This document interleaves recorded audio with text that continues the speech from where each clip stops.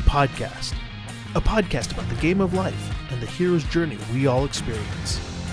Let's jump in with our host, Dylan Watkins, as he introduces today's guest. Welcome, young adventurers, and on today's podcast, I have Alvaro Lacouture. He is a technologist, a designer, and anthropologist in New York. He recently graduated from NYU's Interactive Telecommunications program, where he is exploring the use of technology to create meaningful experiences through human-first approach. As an artist and anthropologist, he is interested in the human-computer interactions. His design work towards the development of aesthetic experiences where the individual becomes the most essential piece. So without any further delay, I'd like to welcome Alvaro. Hey, Dylan. How's it going, Hey, man? Good, brother. How you doing? All good. We finally made this happen after a couple of months. Sorry for that so much. No, I appreciate it, dude. It's all good, dude. I'm excited to chat with you about this and dive into this, man. So, recently, you graduated from NYU's program. I'd love to learn just a little bit about like your journey and kind of what got you to go on that journey for yourself. For sure. I graduated a couple of months ago, but before that, I arrived to New York 2 years ago. And even before that, I lived in Colombia. In Colombia, I studied anthropology and art, like new electronic media arts. And I always had an eye on this type of field, like the intersection of art, technology. I managed to arrive to NYU after like trying for a couple of times, and it was amazing. I got a chance to move to New York, finish the program in very unconventional circumstances. Was the unconventional the whole COVID thing, and then you had to figure out that, or was or that, like that whole thing? That whole thing. That small little pandemic that we got. Yeah. Did you notice a lot of energy changes when that happened with New York? Like when I think you probably had a certain expectation going into New York, and then that happened. And I would imagine a place that is known for having people on top of people probably changed some dynamics a bit. Yeah, like the city itself changed a lot. But I was fortunate enough to be in this program, and this program is really centered around people that play in this design and technology field. So it was quite fun to see how they invented new methods for us to have a class and be, I don't know, in social VR or things like that. It was nice. It was fun. I'd be super curious about it because, one of the things I think is ironic is that the people that struggled the most with adjusting to the pandemic was the actual schools and the education places, which I thought was ironic in the sense that the places that teach you stuff struggle with learning the stuff and adapting to it. And so being the telecommunications program, how did technology play a part? I mean, did you guys do social VR, and what did you notice in terms of the ability to connect with people and the ability to learn things? Yeah, so fortunately, people remained active. Like once this started, they were like, okay, we're not going to stop. Let's just adapt to it. So for example, they made like this social VR platform with Mozilla Hubs where they reproduced the physical space of the school, and you could just walk around seeing artwork from other students published there. And that was like 2 months after this whole thing started. Like it was really quick. That's cool. Yeah. Did you have any moments like magic moments where you were able to connect with people through the use of these technologies like Mozilla Hubs or any of the social experiences? Well, I hadn't had a social VR experience before, in the sense of, well, not being a game or anything, but just being in the same place with other people and exploring it. And I was fortunate enough to be in a class with Jonathan Turner, and he introduced us to his concept while he was trying to program it. So we got a chance to see all of the bugs and see how it worked. And it was truly a magic moment just to see everyone at the same place. Did Jonathan Turner, I'm not familiar with, is it Mozilla Hubs, or I'm not actually sure. He actually used Unreal Engine to make like something for the HTC Vive. And the school was generous enough to give us some of these headsets, and we could use them and have class in social VR. Got it. And what did you, in terms of having class, was it like social people, teacher popped in, she talked about things, and you like learned, or how did it work? It was more like we were all working towards a project. So we would give updates about the project. Most of them were cinematographic or kind of like a walkthrough.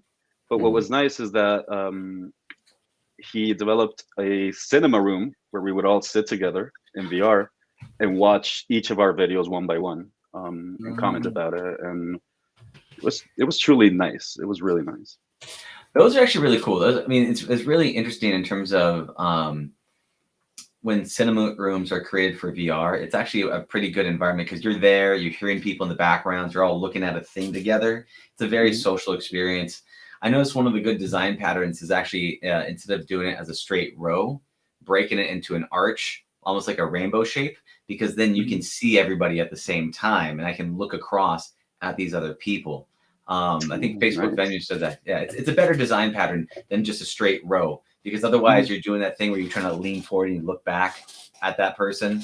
It just doesn't, you know, you don't have that same connection. Versus if you're an arch, no matter where you're at in the arch, you can see another person. You know, you might need like a laser light to like shine in their eyes to get their attention or something. Yeah, that makes total sense. And actually, this was even more fun because he allowed us to upload an avatar for each of ourselves. So it wasn't really like we were choosing characters and modifying them. We actually uploaded models and used them as our characters. So it was fun to see what everyone came up with. Like at each jump, some people were a chicken, other people were a dog. So it became like this insane class where each one like represented themselves. Yeah. Isn't it odd to have a conversation with someone that's a giant chicken? Like, you Not know, at all. It's like, you're like, sir, he's getting really frustrated. His wings start flapping. He's like, my work's late. My work's late. Comes running in. Yeah, you can give them every type of moment. So yeah, all of that. Did you have anything? Because I've seen some very interesting interactions in social VRs where you actually can have some pretty deep, meaningful conversations with people that are like, looks like Kermit the Frog or whatever. Did you ever have any kind of like moments like that with the meaningful connections? You know, I did actually. I did. I had an experience in VR chat where I was talking with someone from this class, and this little grasshopper approached us and started talking to us. Okay. And you know, your first thing living in New York is like, don't get near to me.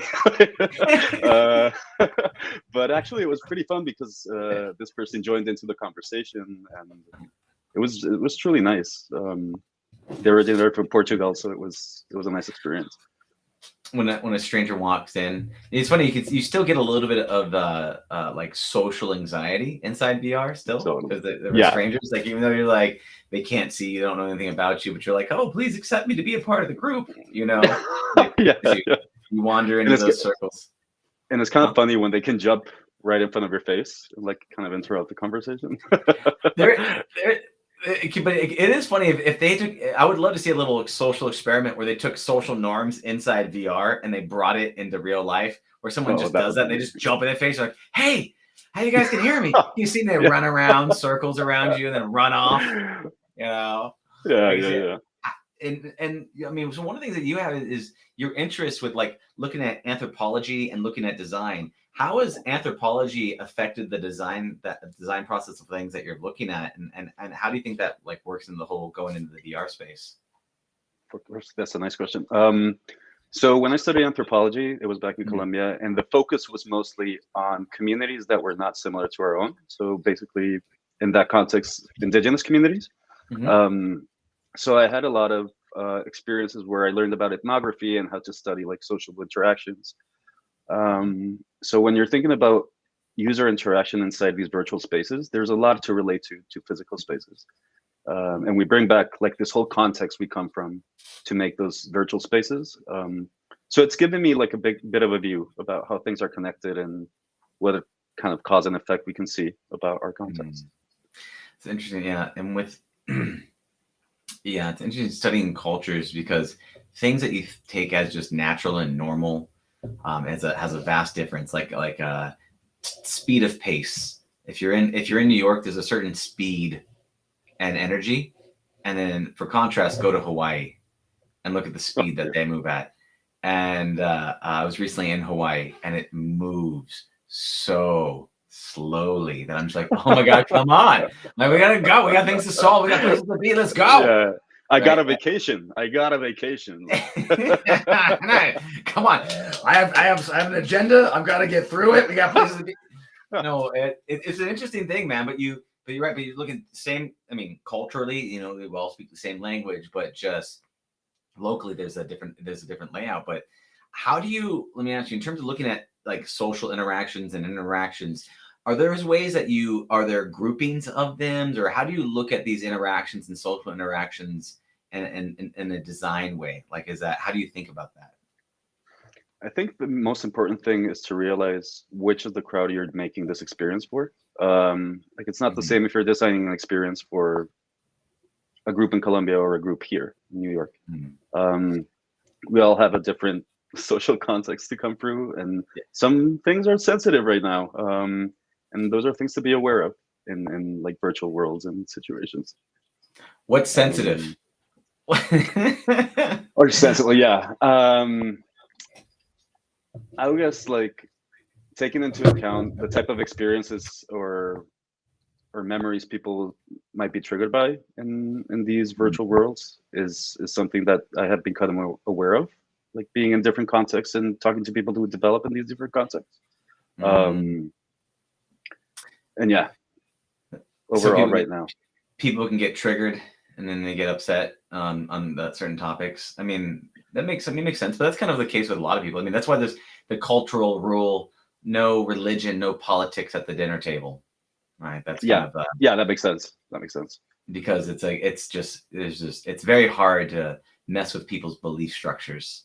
You know, you're like, I believe this and I believe this, and rarely ever does someone go, you know, you make a good point. I'm gonna pick a new religion. Yeah, seems like a good idea, right? And it's like they go that way. It doesn't. It's too grounded. And go ahead. In that sense, I think that sometimes people go to virtual worlds to, you know, get away from their own kind of reality simulation. And in that case, the type of things I tend to develop or want to develop, I take into account agency of the people who are there in that space.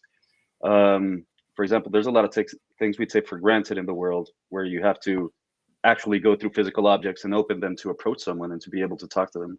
What happens if you get into one of these worlds where you can walk through walls?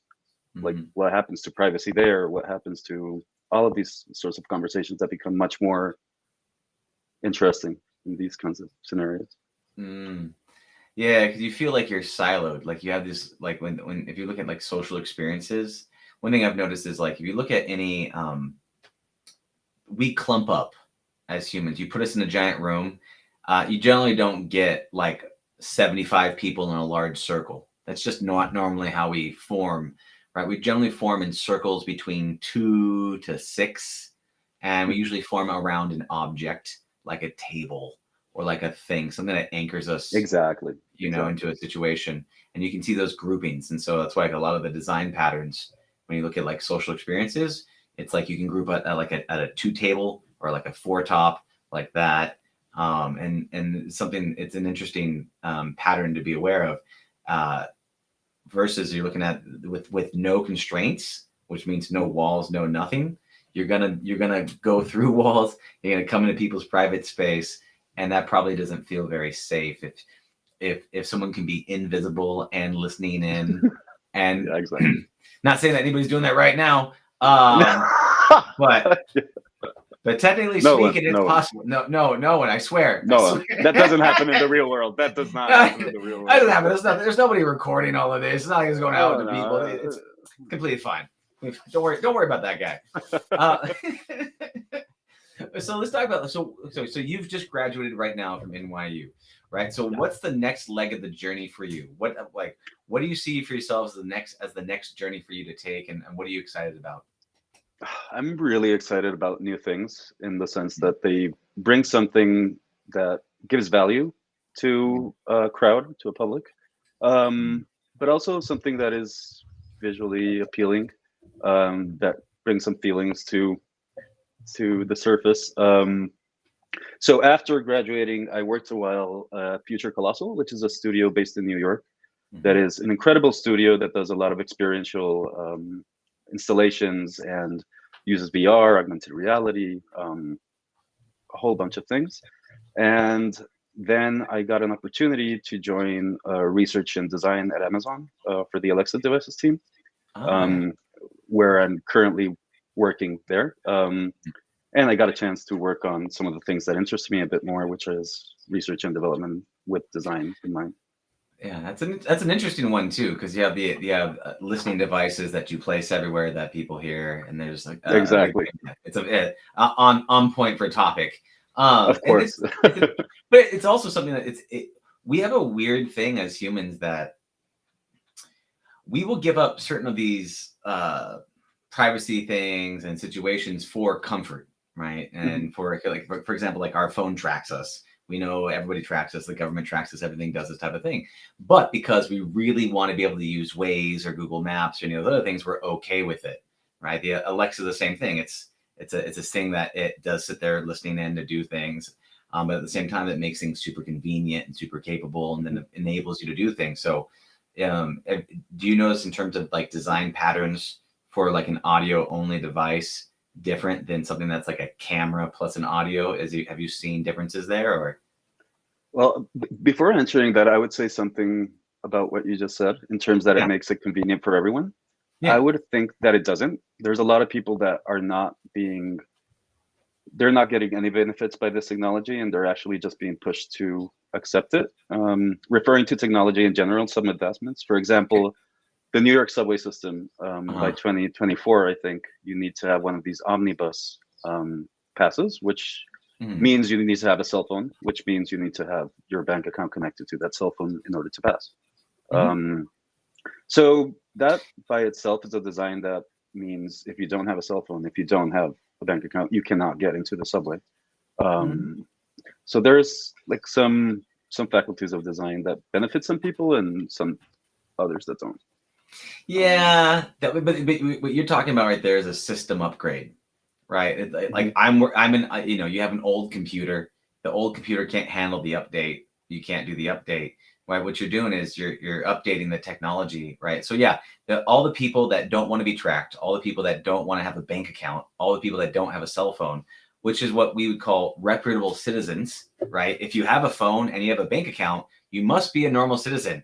If you don't have a bank account and you don't have a cell phone, what are you doing in the city, right? And there's not everybody. People don't want to be tracked. The problem is people want the global infrastructure without being connected to it, right? So I want to have the benefits of busings. I want to have the benefits of the fire company. I want the benefits of the police, but I don't want to pay taxes. I want, so you're talking, the challenge is that they want to have access to a global infrastructure, but they don't want to play by the global infrastructure rules.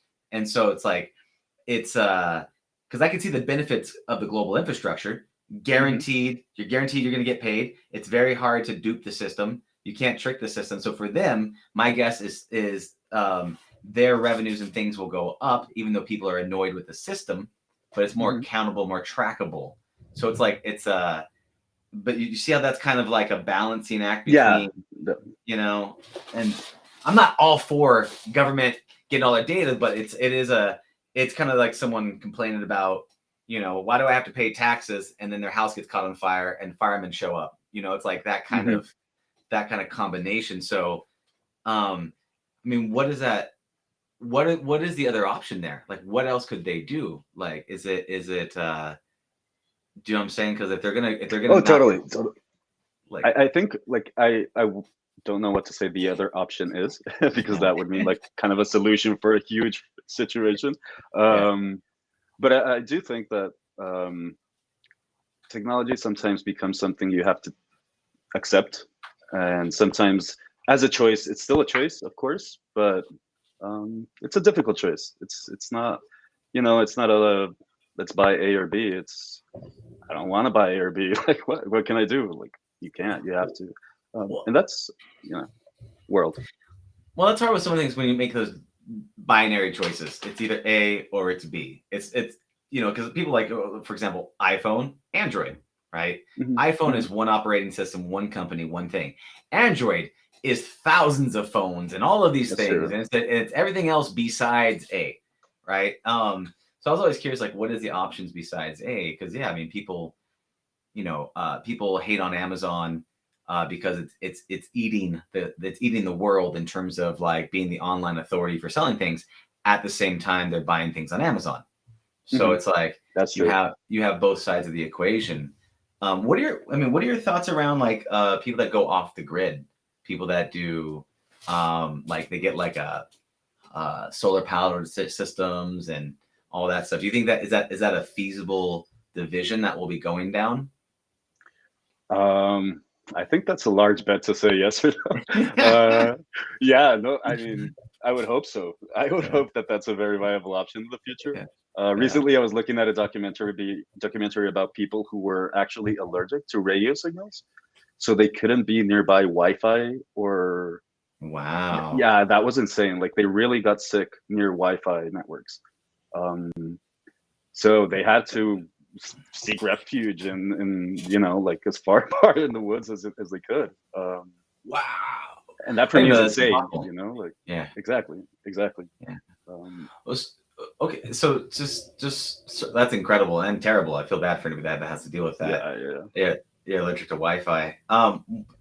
But bring it back. You're Yeah. interested in the building technology that helps people. You're interested in using tech to help a large population of people, and so that's what kind of brought you to Amazon.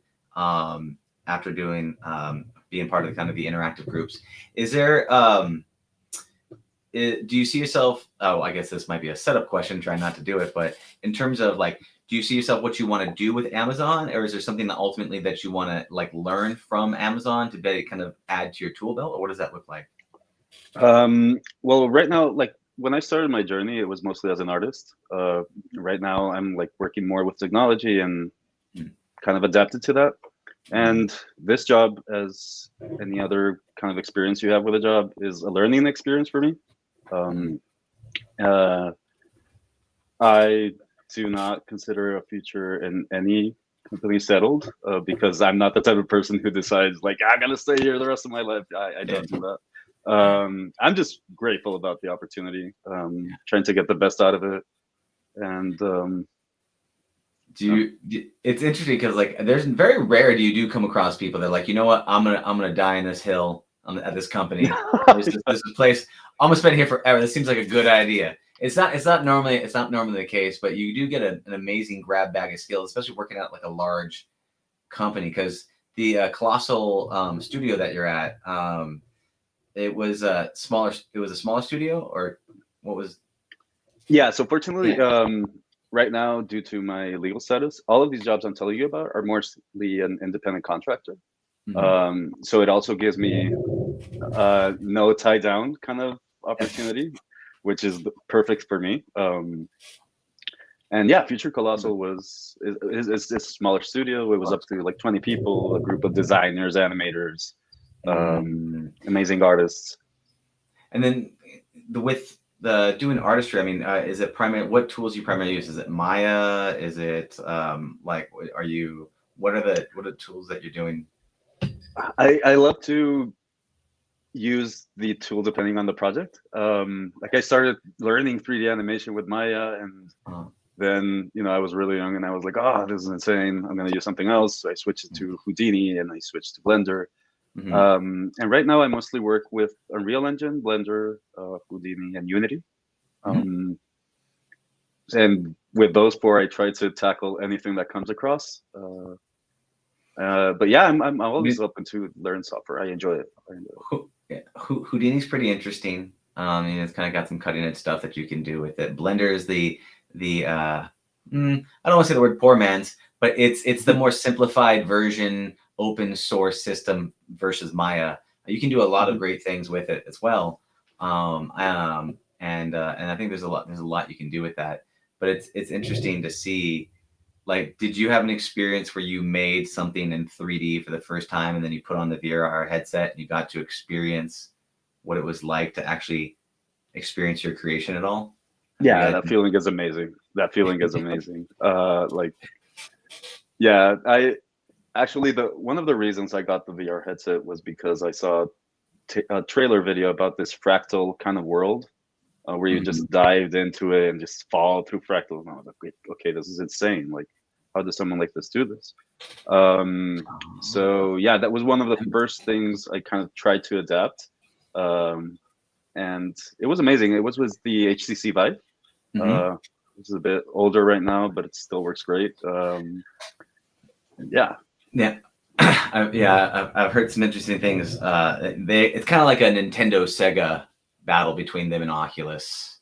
You know, they kind of go at the different headsets and stuff.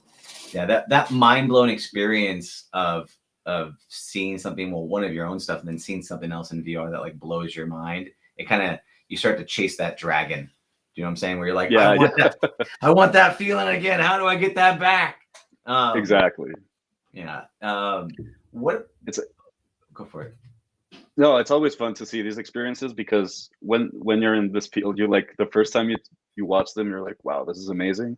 Then you watch them again and okay, how did they do this? Like, let's break it piece by piece and see what they did. And that's like a more enjoyable feeling for me, like seeing what pieces make it. How can you talk to me about a little bit about that artist process of seeing something and then turning it around and breaking it down? Like, how does that work for you? Specifically in VR or in general? Let's start with just VR as a thing, just something can kind of wrap their heads around. Of like, you see a thing, you're like, I want to do that. And what are your steps to make it happen?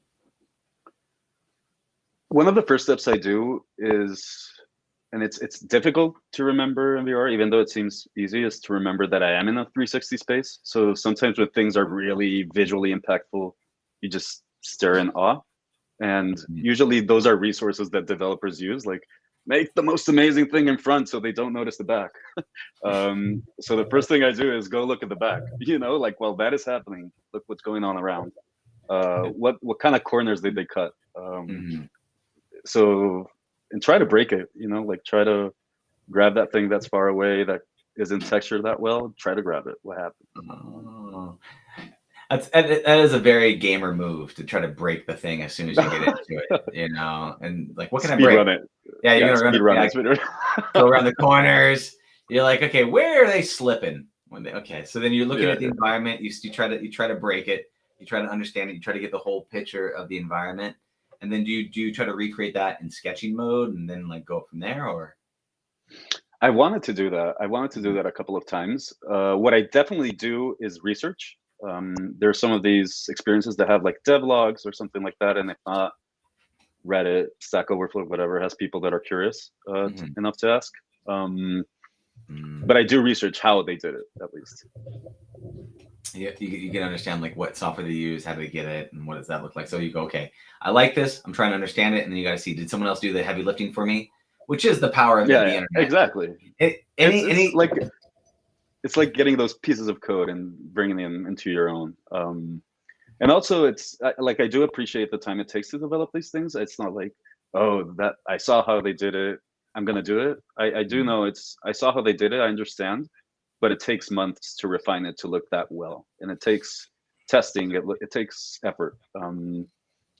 So yeah, all of those are a whole world.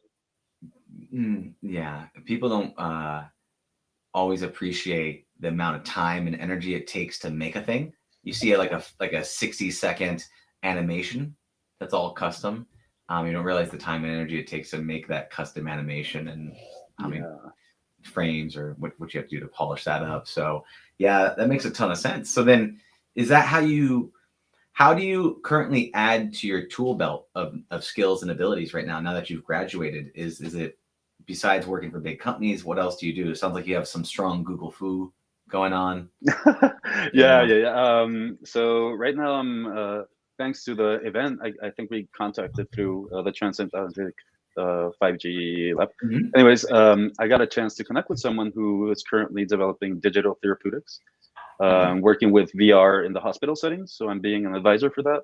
That's like taking a lot of my time. And I always have like a little personal project going around, which I know is just for me. And the thing I try to do with my jobs and the work I find is try to find work that adapts to the kind of things I want to learn. Fortunately enough, research and development right now is, speculative design. So I wanted to look into that for a while, with Future Colossal, I wanted to get a better approach to how to deal with clients in a big city and what kind of requirements they have. So I try to make each of these experiences something I can learn from, and not just take a job as a job, and or at least shift my perspective to see I can get something useful from it. So Totally. yeah, in terms of tools, I'm very excited about what's coming out now. I can't even keep myself up to date with everything that's coming out.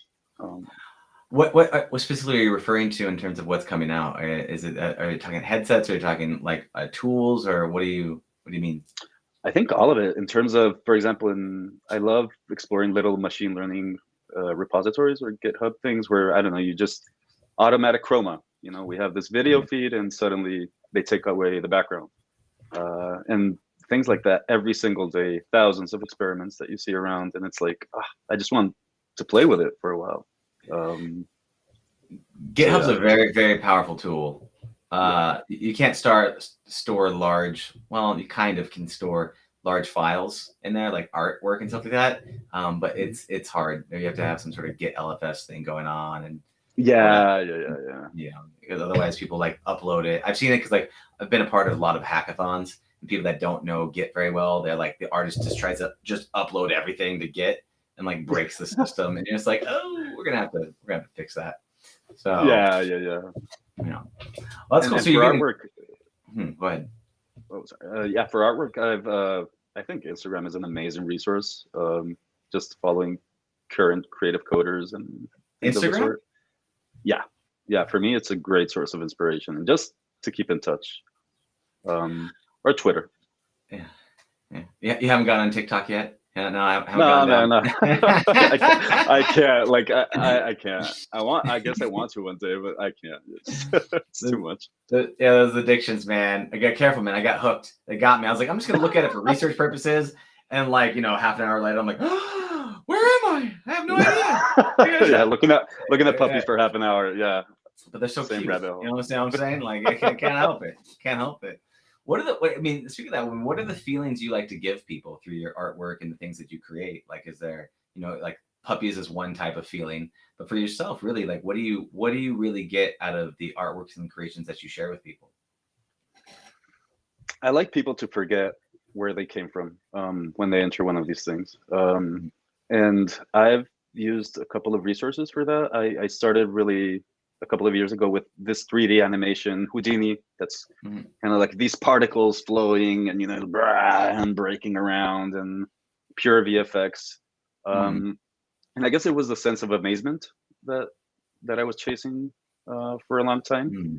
And like right now, sorry, like awe, like when you said amazement, when you're saying like you like to check the sense of like amazement. Like, I think like yeah maybe awe is like a bit too pretentious to try to chase with that. Okay. But maybe the sense of forgetting, just forgetting for a minute, 2 minutes where you're at, and just enjoy what you're looking at.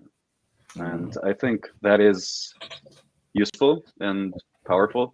And I think that's what we strive for in some artistic experiences. And I hope I've managed to do that in some of the work I've done. That's cool. Yeah, I mean, you're getting them to forget and just be present, which is actually really powerful. I mean, it's a beautiful thing to go for. And it's a really interesting place that you're in, because you have art, you have augmented reality, you have VR, you have machine learning. I mean, you're basically bolting together all of these different pieces of this technology, where we're all coming together. Like, people think like VR is the pinnacle, right? But then there's all these other pieces like AI, like biofeedback, like all this other stuff. Like what are you trying to do? Like, when you're picking up all these different tools, like how do you see them all fitting together? I think that these tools have gained a lot of reputation as being, pinnacles in their field and very separate things. But I think the beautiful thing is to think of them as colors. And what shades can you create between the mix?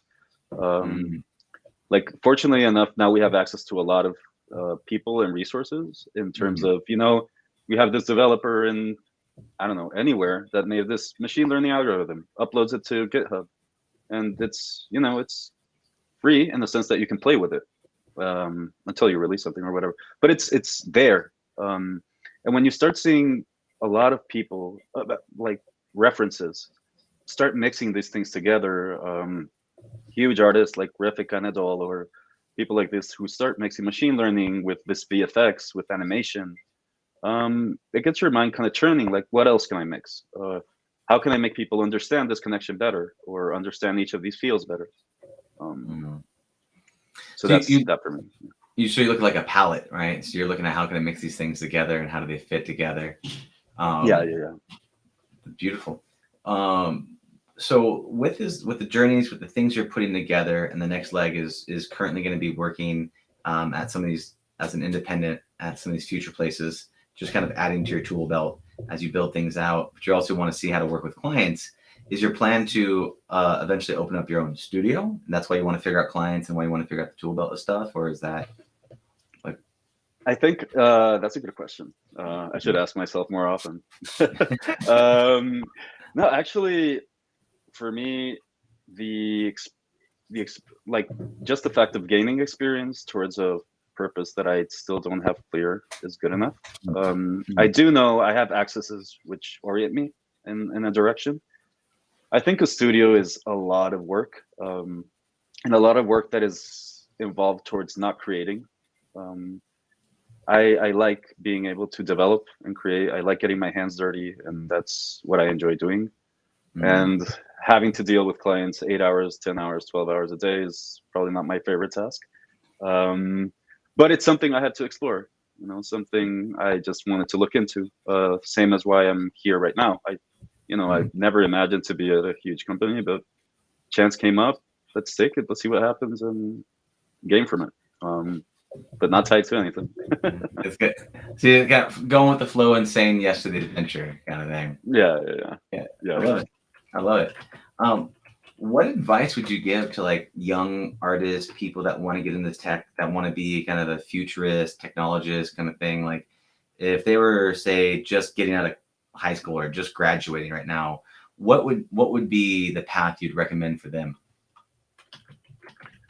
I think it's very important to know that a path can be composed of a lot of different paths and different interests. It's not necessarily like you have to tie yourself to, I'm going to be a technologist, so I can only learn about this. I feel like this field and the people I've met throughout are people that have very much been, involved in a lot of things, a lot of personal projects, a lot of things that derive in economy or derive in, anthropology or anything else. So I would say don't worry too much. I would say like take the chances that present themselves, seem useful, seem entertaining.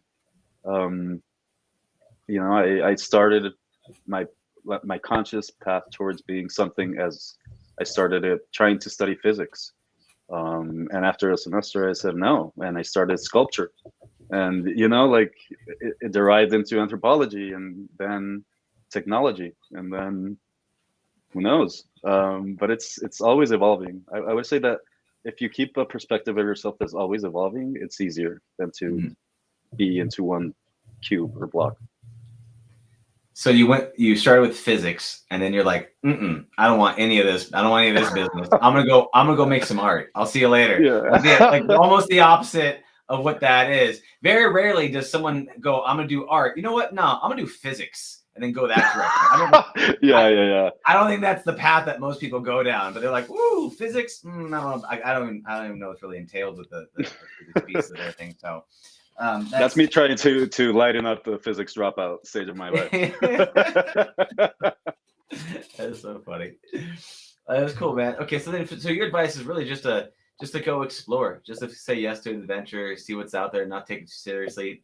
Don't feel overly committed or things that like you're tied down, but just to kind of go and learn and play. Is that what, yeah. And definitely like I think also art is like it means a lot to a lot of people, and being an artist involves just dedicating your life towards that. I think that art is just a facet of life and in a way of living it and seeing it things. Like I very rarely call myself an artist, like directly. Like I don't, I think just not being tied down to any definition is easier for what life is. So Mm. So I felt the resistance. Like I don't call myself an artist. So you feel like when you tie yourself down to like a certain identity, then you can't grow? Is that what I'm getting? I think using those terms involves a responsibility in the terms of what you do and how you approach your work. Mm-hmm. And I think it's easier to just use a term like creative technologist that like kind of involves this world, but also the other kind of dimensions, which is also kind of like the same defining in a word or whatever. But It's interesting I because like go ahead. I like relative terms. So then Non-deterministic. non-deterministics, yeah. So it's kind of like the same thing. Like like I went in for like I have a bachelor's in like just business, like general business, because it's like Mhm. choosing without choosing. I'm going to do a business. Like what business? A business, right? And that's the same type of like not being tied down. Just want to kind of figure it out and see what strikes the fancy along the way. Exactly. Yeah. So then I want to ask this question because I'm very curious going to have to respond to this. Then, okay, so what's your holy grail then? Like ultimately, what do you want? Like, what do you want for this creative technologist goal? Like, what is your end goal? What is your flag in the sand on top of a mountain? What does that look like? That's a good question. And honestly, I don't know the answer, but I do know an approximate to the answer. And I am chasing things that keep me amazed. Um, I am chasing a feeling of amazement in the work I do, the people I kind of interact with in that setting. Um, so I don't know where this journey is gonna end. But I'm just happy enough to be where I am today, and just thinking about tomorrow. Totally. I Yeah. mean, some people do it for the goal, and some people do it for the journey. And Yeah. just some of the people I've talked to is like they don't have a flag in the sand, right? That's just but you have it's just you're doing it for the joy of the thing, and you're just enjoying the moments. And so there's not like not necessarily a plan. It's more of Mhm. just a feeling, and you're just following that feeling of amazement. And you're just like, okay, Yeah. what's amazing? Got it. Oh, beautiful. Do you have? Can you talk to me about any experiences that you've done, like let's say in VR, that amazed you? Is there anything that you had your mind blowing experience? Where you're like, oh my god, this is the thing, and then like blew your mind, and that's why you have an interest in AR VR. Hmm.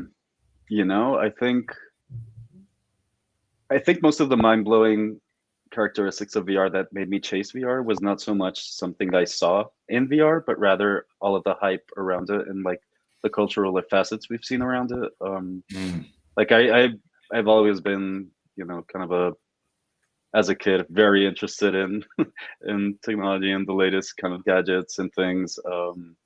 And the day I remember the day I saw the Oculus Rift DK developer kit coming out. That was like Mm-hmm. 2014 or something, or Mm-hmm. 2012. Mm-hmm. I think it's I 14. I could yeah I could not believe, like, I could not really believe it.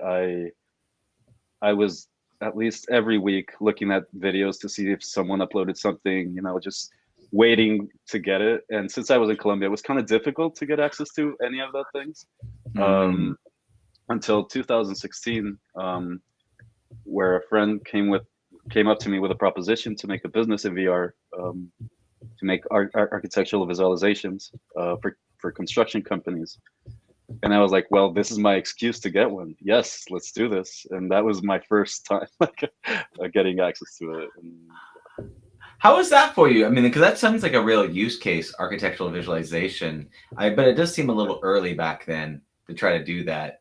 Nowadays, I mean, there's a ton of them. You can Google it. I'm sure there's a fleet of VR yeah, architectural visualizations out there right now, plus many other ones. But what was it like for you to try to get into that space and try to bring that technology to an actual um, monetizable or revenue generating business?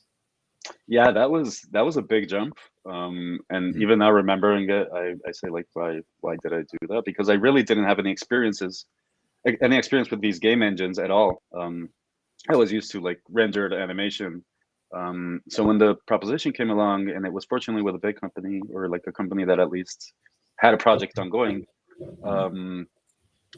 we were like, okay, well, you're good at design. I'm kind of good at this animation stuff. Let's see what we can do. And it was a 3-week dive into YouTube, 14 different languages with subtitles, trying to build up something to show. But it worked. It worked pretty well. We got hired for that construction project, and I said, this is fun. Real time is fun.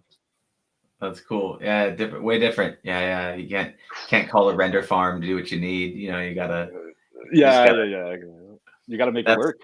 yeah. It just does. Yeah, you're like, we need a bigger computer. Somebody, call it in. That's awesome, man. So you got in it because it was new, and there's a hype, and there was excitement, and it was just hot. And so there's an excuse to kind of explore. Go for it. Yeah, no, and also to add to that, and sorry to interrupt you, I would add that I think the premise of VR for me was not so much like the hype around it, but rather it was the first type of device or technology that I could see that could let you create a universe that you wanted and actually put someone inside it. Because, we have video games, we have everything, and we've been able to be inside of these virtual worlds for a while, but the corporality inside of these worlds and the ability to have all of your vision encompassed inside it in a way that's accessible to consumers is kind of new, because this has been around since the 60s. Ivan Sutherland and a couple of things. But yeah, I once I saw that I had the possibility of creating worlds at my hands, that was the moment that triggered for me in VR. The godlike power. Going from an artist to God, basically. You're like, ooh, I can actually make a world and put people inside of it, right? Which is powerful. Which is incredibly powerful, that you don't realize that like our ability to create and then share those creations with people, it's so magnified inside VR, because you feel it. You feel it so much more. I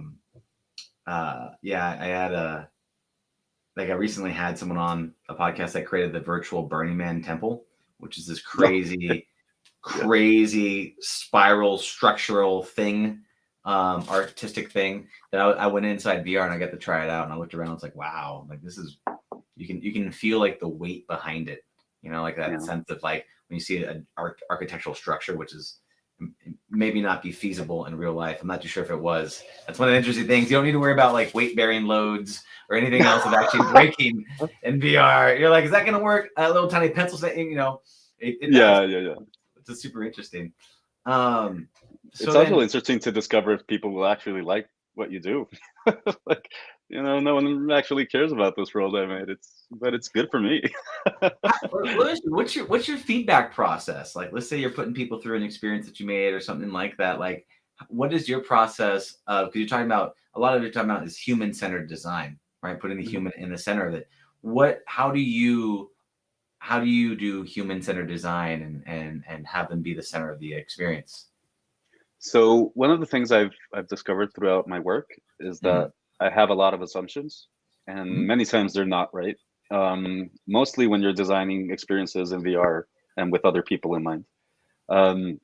So the first thing I always do is send it to someone else. Like the first test out I do is always with someone else. I don't tell them anything at all about what it's going to be. And I try to send it first to people who don't have a lot of interaction design or user experience design, simply to capture that kind of emotion at first. Because once you hear the critiques, you kind of just stay in the critiques, or at least, I take them very serious. Like, okay, they're feeling this, so I start to ask, like, are you feeling that this is not working fine? And it's like, no, it's working fine. Working. So I prefer to first encounter it with people that don't have any idea about this kind of situation. And once I get a first loop of that, and I say, okay, this is not working, then I go for the ones I know that will tackle it a bit more seriously and give me like the feedback I need. Yeah. Got it. So people that aren't you're not going to put versus like you put the headset on, you immediately try to break it and look around corners and see what's going on. You're looking for the opposite of something like that. You want someone that doesn't know anything, and you're just going for their gut emotional reaction, and then you're going to give it to someone like you to kind of open it up. Exactly.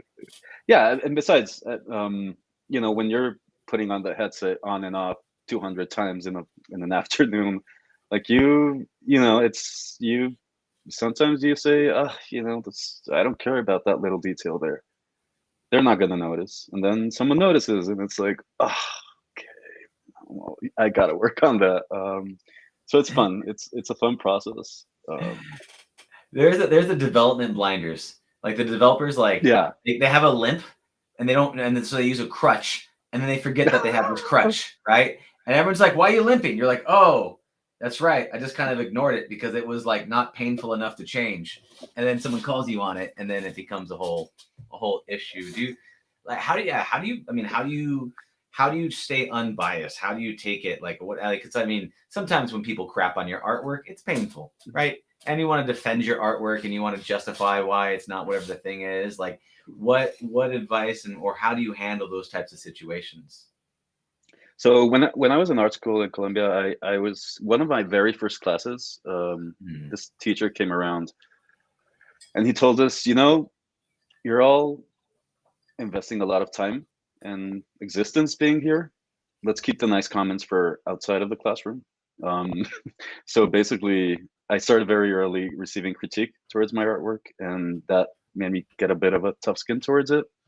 But as a firm of advice, I think that no one will get an artwork that is 100% acceptable to everyone. And if someone does manage to do that, that's incredible. Nice, kudos.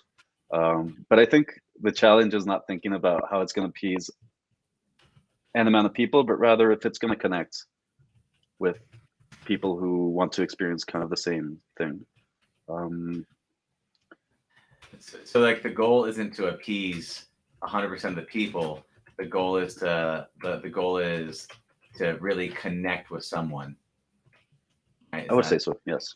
Yeah.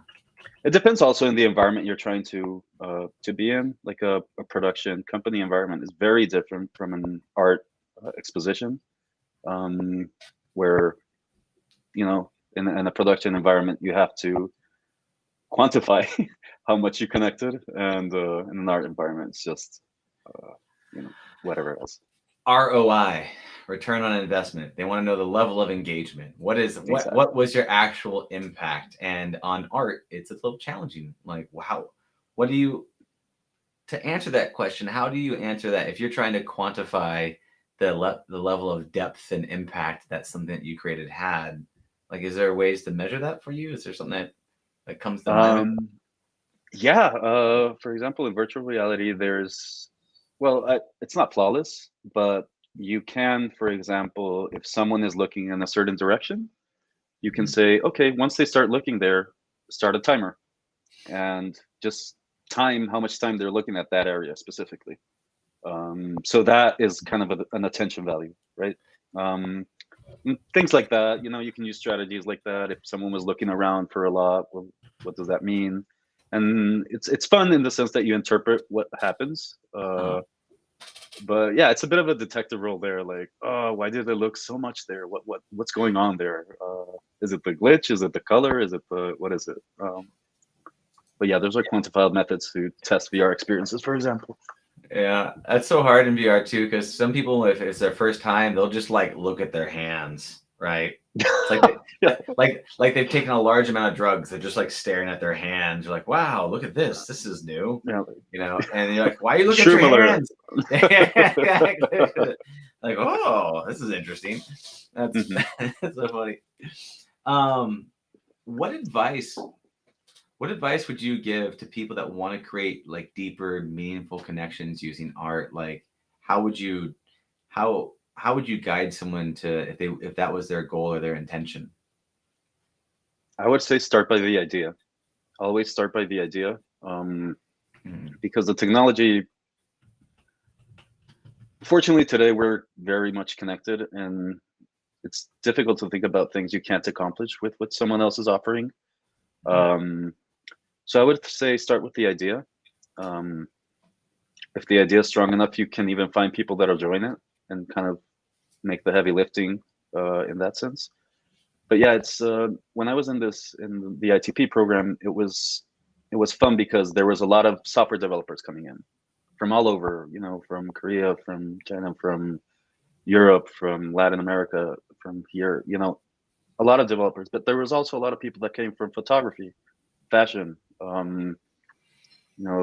friend of mine does macro photographies of just insects, and all of this made me realize that the people who made it out better and that are like more at comfort are the people who had very solid ideas and that took the time to develop their ideas more than their skills in a way.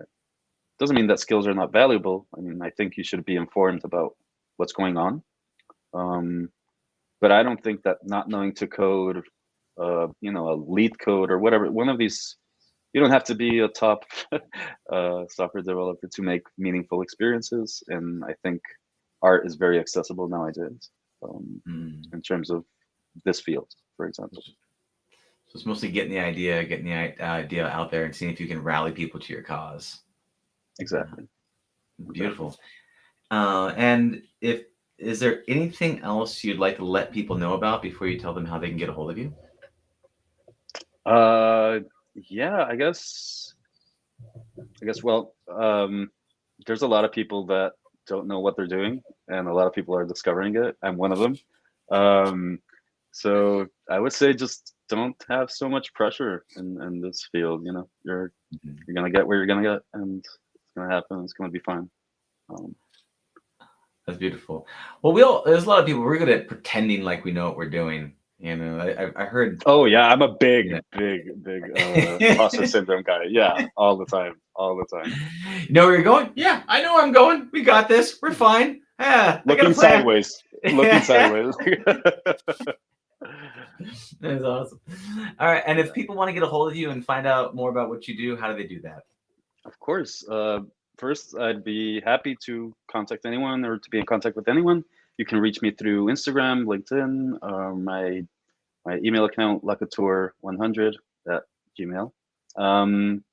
And yeah, thank you so much, Dylan. This has been amazing, man. It's been a pleasure, brother. Thank you so much for your time. I really appreciate you sharing your stories with us. Have a blessed and beautiful day, my friend. I'll talk to you later. You too, man. Thank you so much. See you, brother. Bye. Peace. Bye. Take care. Thank you for listening to the Heroes of Reality podcast. Check out heroesofreality.com for more episodes. While you're there, you can also take the Heroes quiz to find out what kind of hero you are. Or, if you have a great story and want to be on the podcast, tell us why your hero's journey will inspire others. Thank you for listening.